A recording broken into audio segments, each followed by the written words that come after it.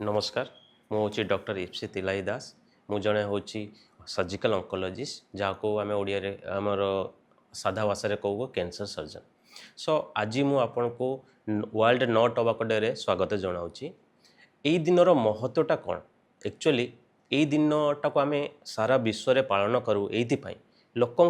tobacco related जहाँ प्रकार समस्या रही अच्छी बॉडी प्रति आम सेटा को सेमान को अवगत कराऊ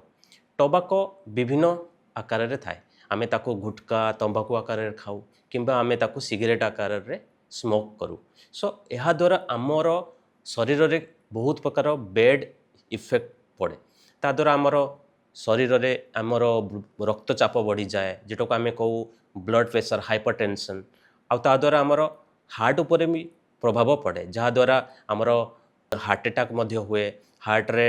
स्ट्रोक हुए आ व्यतीत आउ गोटे भी मारात्मक रोग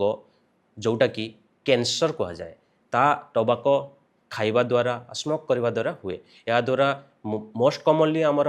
माउथ रे कैंसर हेबा आउ लंग रे कैंसर हवाटा मुख्य तेणु मु आज नो टोबैको डे रे आपण मानकु स्वागत करुच्ची या द्वारा जो साइड इफेक्ट गुड़िक अच्छी ताहा मध्य मु कहीदेली तेणु आपण को मु अनुरोध करू आज आमे प्रतिश्रुति निजको करवा कि आमे आज ठारू टोबैको को छुईबू नहीं